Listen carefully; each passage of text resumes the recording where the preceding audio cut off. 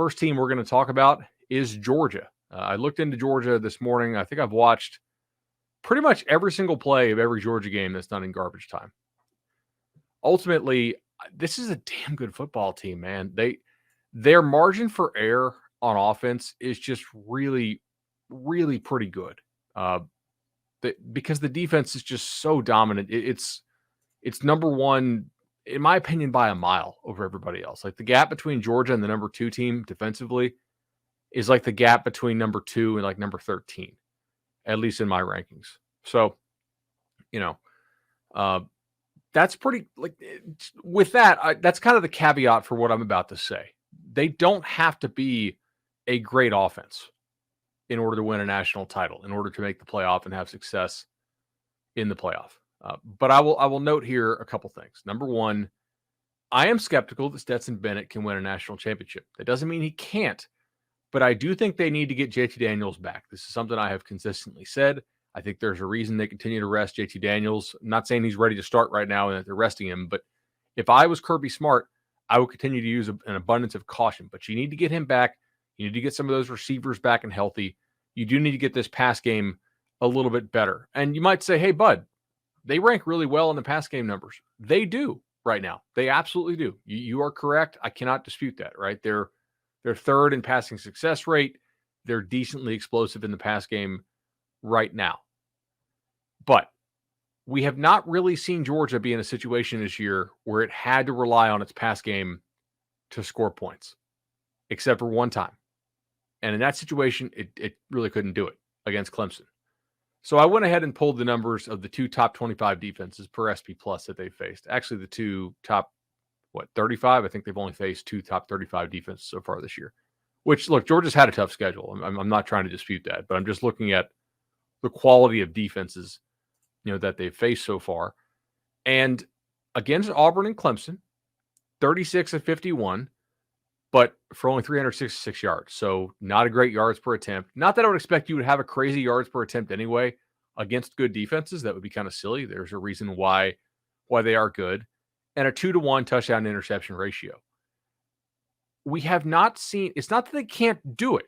It's that we have not seen this team this year successfully throw the football when it absolutely had to have it. I think you knew Arkansas and Kentucky and Auburn and those teams really couldn't score on you. We didn't necessarily know that against Clemson, although it did prove to be true. But what happens if this team gets down in the game? Have we seen Georgia have to play with a significant deficit? Can they throw their way back into a game? I don't know. They may not have to, right? Ultimately, there may just be such good defense here that they don't have to. The other thing I would say is I have a little bit of concerns about this secondary. I think it's really good. Is it great? Does it have to be great? I don't know that it actually has to be great, right? Georgia's defensive front is so damn good with Jordan Davis and the kid from Apopka and Devontae Wyatt and Nolan Smith and Kobe Dean and just the list goes on and on and on. We've talked about this. The best player on Florida State was a backup on Georgia's defense. One of Florida's best defenders. I'm not going to say their best defender. Got corrected by the Gator board, rightfully so, for making that comment a couple weeks ago. One of Florida's best defenders in Brenton Cox.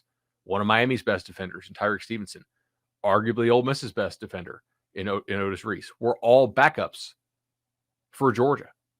And they transferred and are elite players relative to the team quality at their new destinations. That Georgia defense is crazy loaded.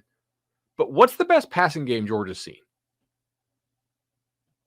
Clemson has not thrown the ball well against anybody so far. Kentucky, there's a lot of noise about Kentucky's new passing offense. But to be honest, their drop back game is bad. Like it's not good. When they don't throw off play action, they're really not that good. Their overall numbers anyway are really, really not strong, to be frank. And Will Levis is fine. 13-6 touchdown interception ratio, though. Didn't do a whole lot against Georgia. Arkansas, again, their just pure drop back game is pretty poor. Who else has Georgia played that I think would maybe qualify as an offense that actually scares you? So, again, it's not that I lack confidence in Georgia's secondary here. Auburn's offense actually, I think, is a lot more hyped than it is good right now. I actually have their offense outside the top 40 in my ratings. So still kind of skeptical on that Auburn offense. South Carolina can't play. Vandy can't play. You see my point here? Again, it's not so much a concern as it is an unknown. We have not seen Georgia throw the ball effectively when it had to throw, but it's been in so few spots that they've actually been asked to do that. And we really have not seen Georgia be tested by what I would say is a good passing offense.